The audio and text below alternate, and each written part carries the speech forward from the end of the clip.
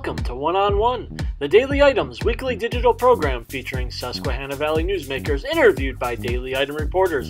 Today's guest is Tim Knoster, the Executive Director of Bloomsburg University McDowell Institute, interviewed by Marcia Moore.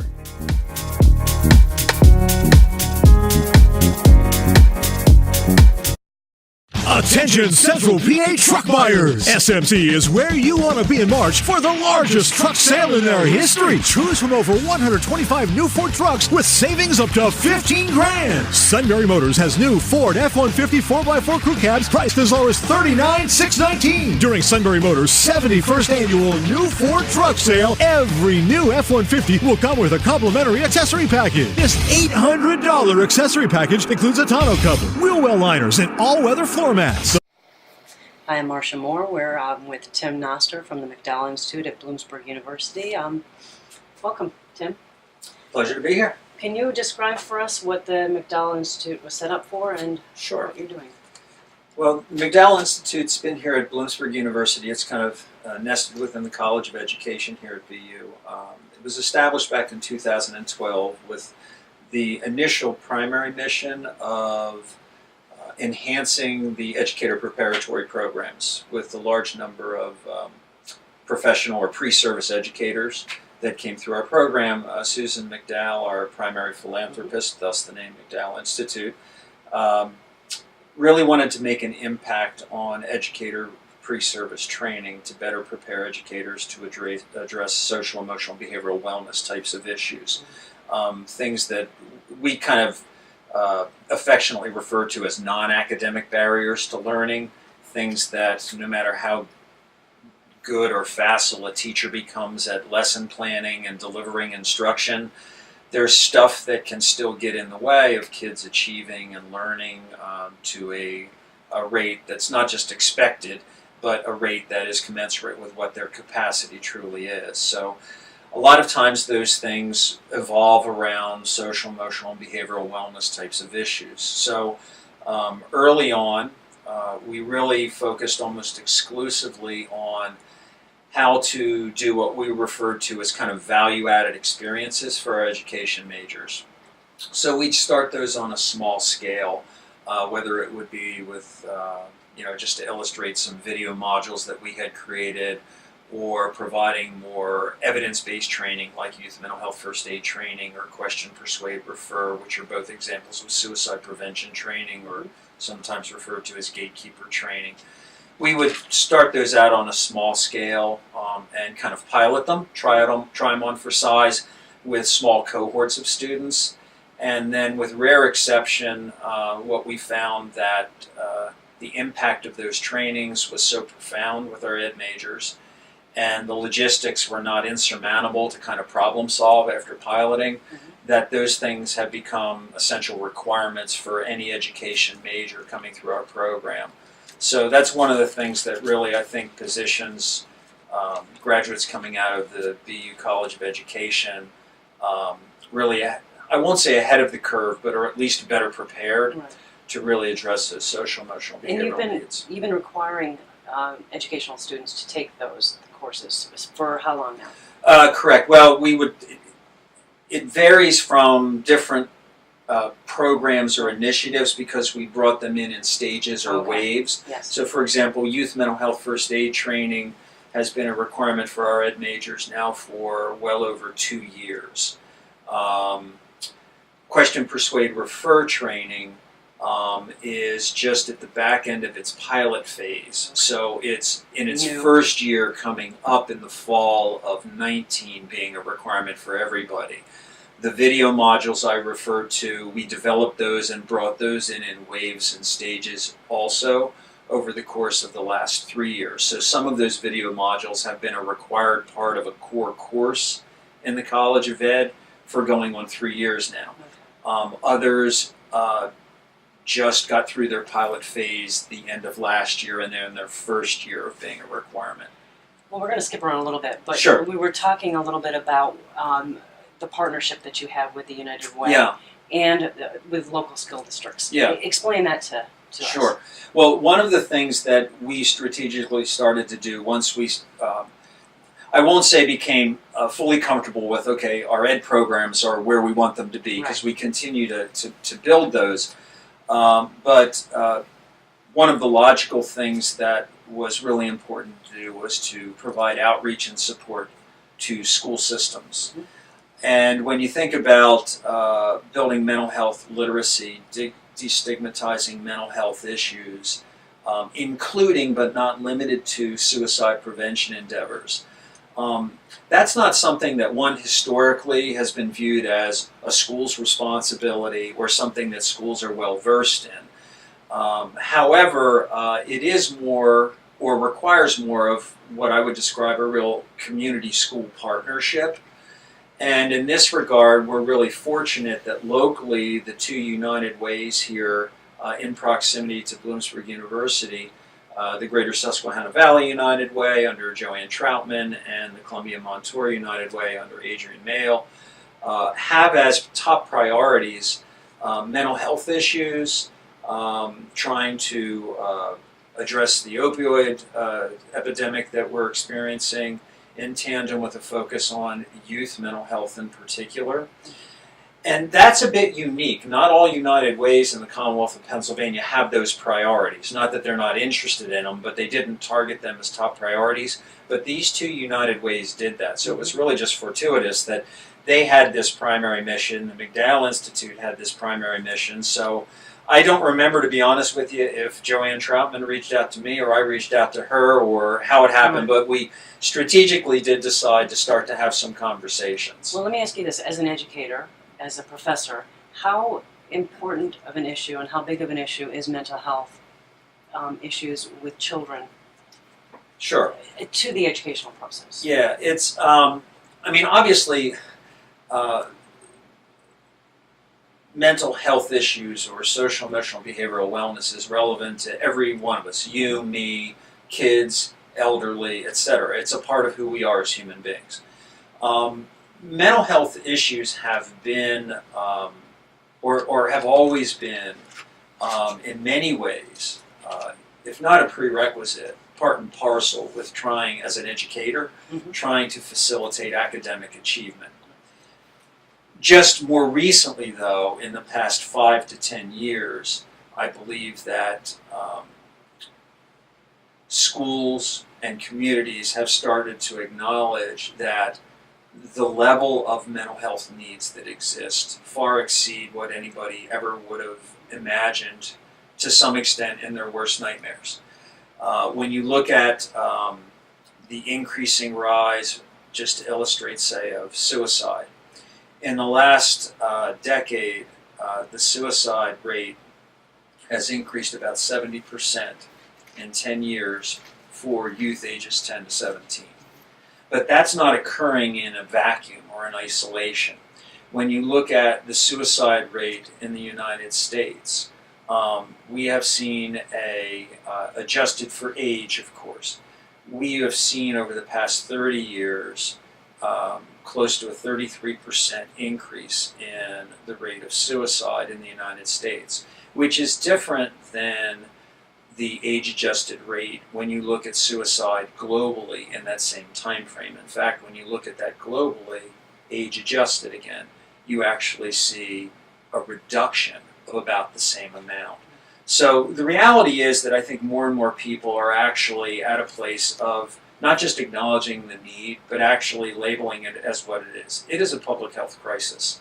This is not something that's going to fix itself by itself, and it's not something that has a simple solution. There's not like, here's a given program, that if a school puts this program in place, it's going to address all of the kind of underpinnings or the undercurrent that has fed into this increased rise in suicide rates. Now, the other thing that's important to keep in mind, and I always feel important to qualify here, is while we're talking about, say, youth suicide or suicide in general right now, it's important to understand that there's a whole continuum, if you will, of social, emotional, and behavioral wellness types of things. Somebody who's contemplating suicide or engaging in some type of self-destructive act, if not a suicidal act, that's at the extreme end of the continuum. The solution set is in working upstream in the prevention promotion mode. That doesn't mean that there'll never be individuals, whether they're kids or adults, that might get to the point of contemplating either self-injury, self-harm, or suicidal act. But to try to build protective factors to minimize the adverse impact of risk factors in people's lives. And when we think about with youth in particular, there are things that schools can do, but they can't do them in isolation by themselves. It really takes partnership with community entities, thus coming back full circle. This is where it was a natural partnership between the local United Ways and the McDowell Institute in providing supports to the local schools, and I would argue schools and their respective communities. Okay, well, perfect. Well, we'll pick up this conversation in just a few moments when we come back. Attention Central PA truck buyers! SMC is where you want to be in March for the largest truck sale in their history. Choose from over 125 new Ford trucks with savings up to 15 grand. Sunbury Motors has new Ford F-150 4x4 crew cabs priced as low as $39,619. During Sunbury Motors' 71st annual new Ford truck sale, every new F-150 will come with a complimentary accessory package. This $800 accessory package includes a tonneau cover, wheel well liners, and all-weather floor mats. Hi, we're back with Tim Knoster. Tim, when we left, we were talking about your partnership with United Way and the McDowell Institute and local schools. Can you talk about what you guys have been doing inside the schools and what schools you've been working with? Yeah, it's a lot of times what happens is the initial inquiry that will come from a school district oftentimes is, can you come in and provide training in something like youth mental health first aid or question, persuade, refer, or some other type of suicide prevention training. In large part, that's the good news. That's quite an evolution to some extent, because 2-3 years ago, it was hard to sometimes engage school districts about conversations about why this is so important and or would you be interested in doing that. So that's oftentimes the point of entry with a contact that occurs. Sometimes that contact comes into the United Way and they will bring us into the conversation. Sometimes the contact comes to us and we'll loop the United Way in as well, so they're aware. And our short answer is always, we'll absolutely work with you. But what we'd like to do is have a bit of a strategic conversation with you before just jumping in and starting to paddle around in the training arena and providing training. Because from our lens, which is an educational lens, and that's really important to qualify, what we do here at the McDowell Institute is we are educators. We are not clinical licensed mental health providers. We look at things through an educational lens. So when you think about social emotional behavioral wellness, there's kind of the prevention promotion side of the street, and then there's the intervention and or worst case in point postvention side of the street. The real legitimate space that we feel is the place where we can really help districts is the prevention promotion side, the educational side of the street. But not surprisingly, and it's totally understandable, that we'll get contacts for areas of help in either intervention and or postvention, like unfortunately the recent crises that have happened in some of the local school districts with more than 1 or 2 deaths by suicide of youth in the region. So in those cases, again, we're always clear to say we're not mental health providers, but we can help you to kind of navigate, if you will, through the resources that are available on what would be state-of-the-art practice with postvention. And of course, the reason we have familiarity and access to that information is through our state-level partners who are in the mental health arena, as well as local partnerships with folks like at Geisinger. So in that regard, we work with schools oftentimes at a point of entry, either promotion prevention for training purposes, or sometimes on the heels of a crisis that's occurred or some kind of percolating crisis. And you work with who? Do you work with the administrators, the staff, faculty? Yeah, well, the training more times than not is provided directly to administrators and staff, which includes instructional staff, paraprofessionals, depending on the school system and how comprehensive they want to go after it. Cafeteria workers, bus drivers, custodial staff, secretarial staff. So anybody that's dealing directly with children. Precisely. And oftentimes, like if you walk in a school building, the person who kids interact with day in, day out are oftentimes the office secretaries. So it's really a no-brainer that they need to be a part of this process. But so when we get a contact for that kind of strategic conversation is, we try to engage with the school to say, well, first of all, are you involved with using the Pennsylvania Youth Survey, or the PAYS? The good news is increasingly more and more districts are engaged with the PAYS. Explain Sure. to the viewers what PAYS is and what kind of information has been provided. Sure. So the PAYS is a voluntary survey that school districts can engage in, and they can have their 6th, 8th, 10th, and 12th graders engage in this online survey. The survey focuses on kind of drilling down into the students' perspectives or perceptions on risk and protective factors that are reflective of things in the school, but in many instances go well beyond the school. So it really looks at just the general quality of life through the kids' perspective or through their lens, in terms of their life circumstances, in terms of how they perceive those life circumstances. Their responses have shown what? Their responses have been quite telling. So I always want to qualify right up front. Survey instrumentation is sometimes limited in terms of what's called its psychometric qualities. The PAYS survey is a psychometrically sound instrument. Sometimes people will say, oh, well, the kids don't take that survey seriously. The way the survey is designed itself is it has items that are cross-referenced to one another over this whole bank of items, so that if I was a student responding and I responded one way on an item, say item 4, and then on item 38 I responded totally different, then that's going to get tossed out of the aggregated data for the district. So what the district gets after their kids complete the PAYS is anonymous aggregate data, not kid by kid, right? And that data is really helpful data from a strategic planning standpoint. From our lens as educators, you need to look at providing professional development, I would argue, in anything, strategically in terms of how does it fit within your infrastructure of supports for kids. So what we try to engage the schools on is having a conversation of what's referred to putting in place what are called multi-tiered systems of support, essentially using a public health model approach where you're looking at what are the things that you do universally for all kids, and then what are the things that you do for kids that require a little bit more layered on top of that, that those universal things aren't sufficiently meeting their needs. So these responses... And then one more level in terms of what are called indicated or individual intensive supports. So it's usually a 3-tiered framework. So what we try to do is not just kind of rush in and provide training and then leave, because that really has little efficacy to it in terms of staying power. Rather, we try to formulate relationships with districts so we can provide some guidance and technical assistance in tandem with either us providing training or connecting them with people who can provide the training, so that it has some type of sustainability and it fits into a longer term strategic plan moving forward. So to illustrate, just to give you a kind of an array of examples.